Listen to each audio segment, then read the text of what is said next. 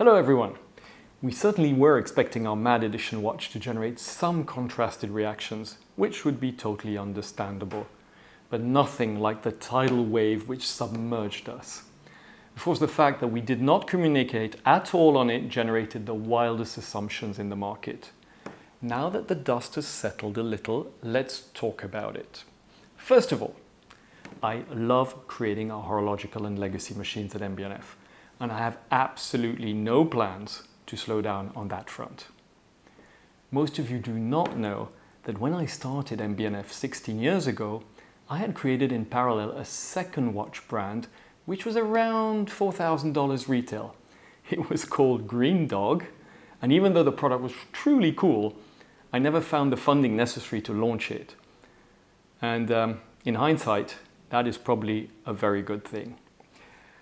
Why would I want to do that? Because I've always wanted to create pieces for my friends and family. And also, I must admit that there is an enormous intellectual challenge in trying to create something original at those lower price points. The technical constraints are immense and completely different to ultra high-end pieces like MBNF. And, as usual, I love learning and I'm getting out of my creative comfort zone.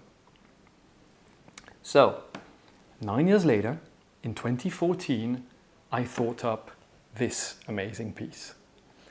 And even though we are truly proud of the result, we could not put the MBNF name on it. The engineering, complexity, and of course the finishing are not at all at the same league.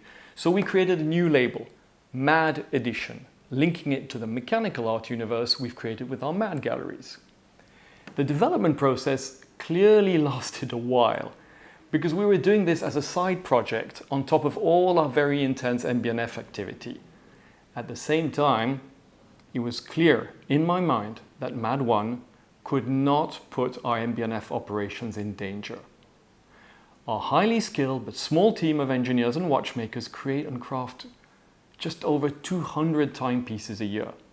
The M.A.D.1 is obviously not as complex, but those same watchmakers modify the base movement, mount the hour and minute cylinders, the oversized rotor, do the encasing and the final testing. Assembling thousands of M.A.D.1 is unthinkable for us.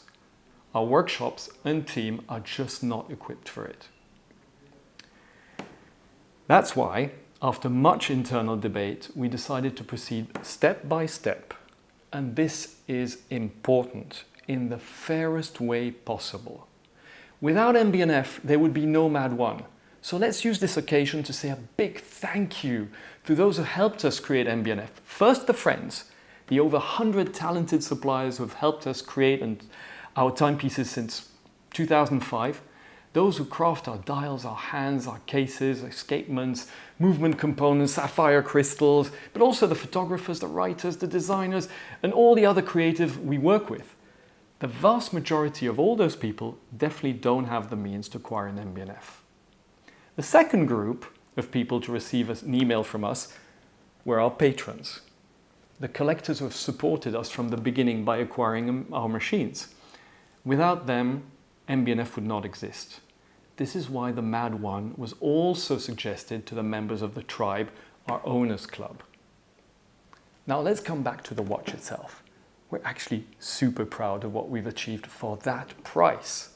The case structure and time display are especially innovative, with an upside down movement allowing to place this titanium and tungsten rotor on top, the revolving hours and minutes rings around the case, the construction of the case, which is a mystery, and we'll keep it that way for a little longer.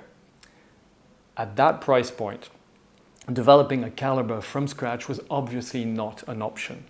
So we looked at various solutions, but one factor was key: a unidirectional winding system that allows the rotor to spin easily and at high speed.